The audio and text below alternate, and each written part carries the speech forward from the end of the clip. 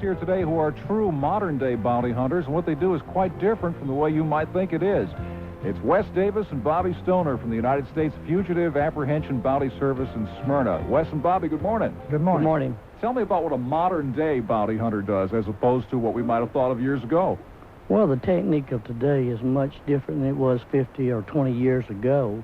The people that we are tracking down are much smarter. They've been in the system. They know what the jurisdiction system is about.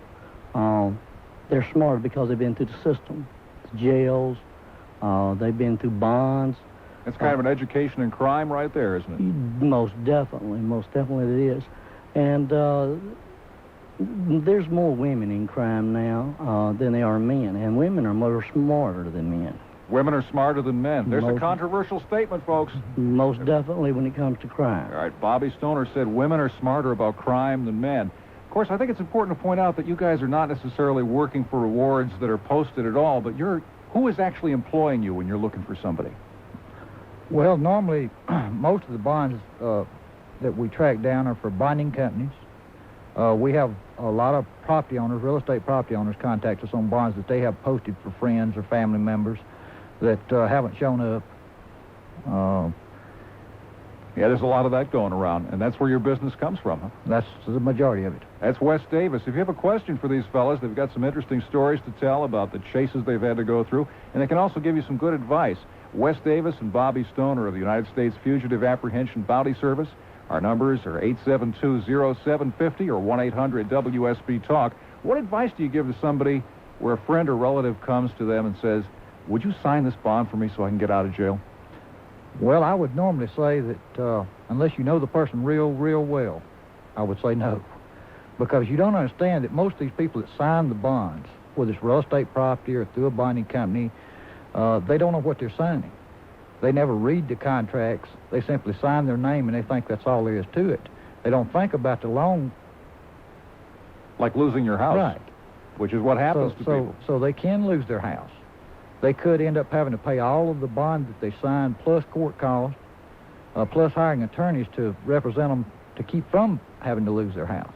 So to recap some of this, today's modern-day bounty hunters, what they're doing is working for people who've put up a bond for somebody else to get out of a rough spot, and all of a sudden this person is taken off, and then they're liable for the money.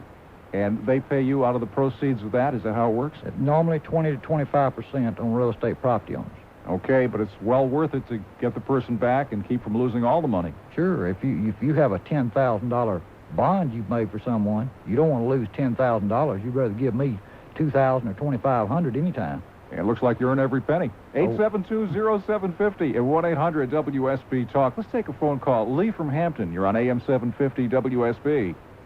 Hello? Hi there, Lee. You're on with Wes Davis and Bobby Stoner. Hi.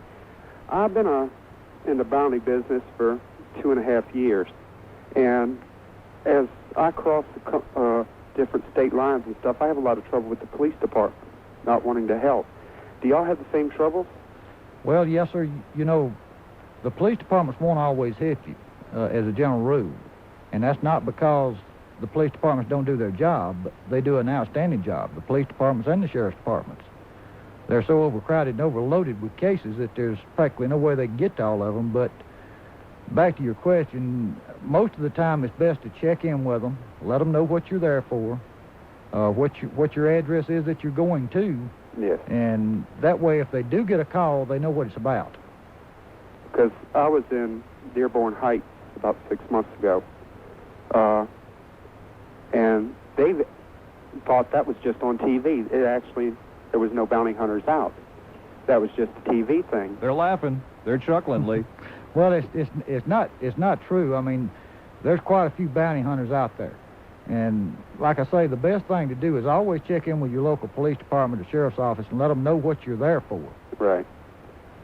Try that. Hope works out well for you, Lee. 872-0750, 1-800-WSB-TALK.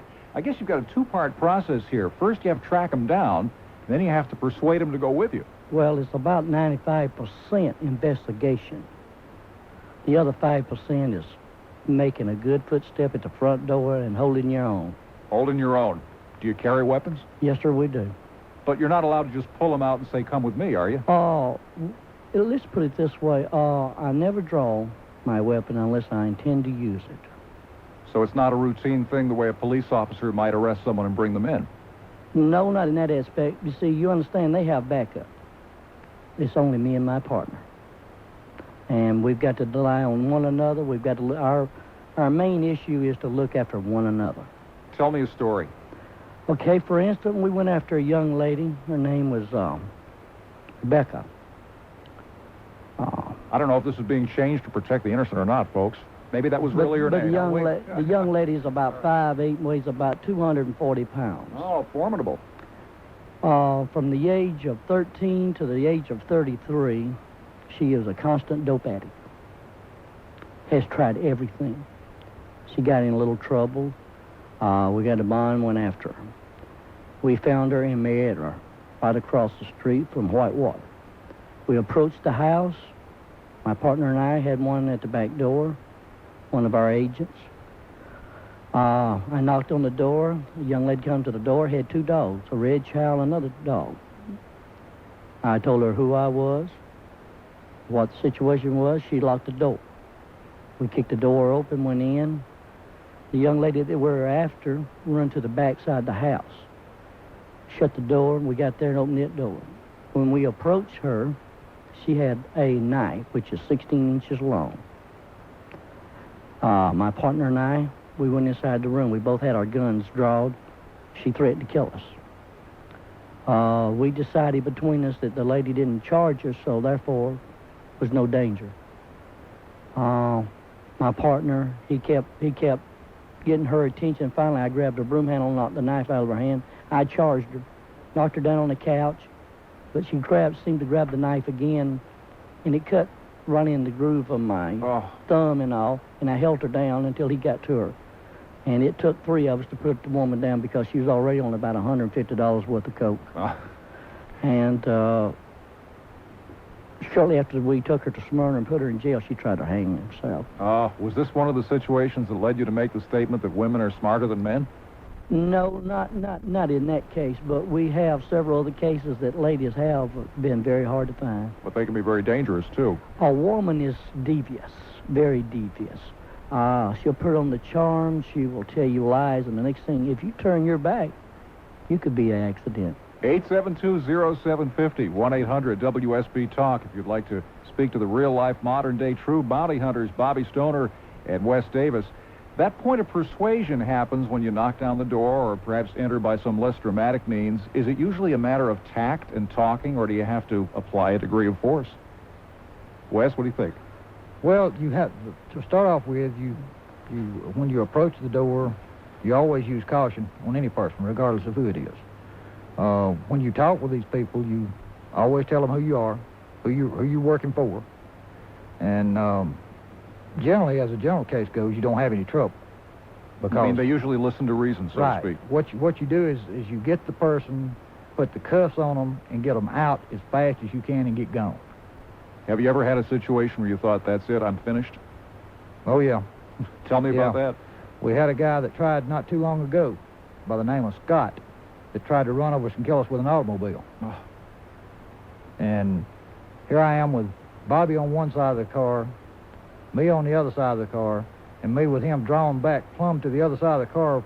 I had him by the hair of his head, pulling him plumb over to the passenger side of the car, and he floorboards it and tries to run over us. I don't imagine he's got as much control as he'd like over the wheel in that kind of situation with you pulling his hair out the other window. He can't see where he's going. He has no control over the wheel, and he's crazy. Well, I see you're both still sitting here, so it must have been a happy ending. Oh, yeah. What happened to him? He's in jail. All right, that's just where they want to put him, folks. Wes Davis and Bobby Stoner make their living by tracking down people that people like you have put up money for. The innocent homeowner, in many cases, signs the line and thinks they're doing a good thing to help a relative or friend who swears that he or she is going to straighten out, and next thing you know, they've flown the coop, and you're in a position where you have to pay. That's when you call United States Fugitive Apprehension Bounty Service or someone like them. You guys, I must say, don't look like ex-pro wrestlers or anything, but you do have to use certain physical techniques from time to time. That is very definite. One time we had a wrestler. He's about 6'4", 6'5", 280 pounds, for instance. We went to his house. My partner, Wes, went in, talked with his father, found out he was in the weightlifting room. Went down, he was pressing 500 pounds. Wes talked with him, I talked with him. See, it's not always violence with us.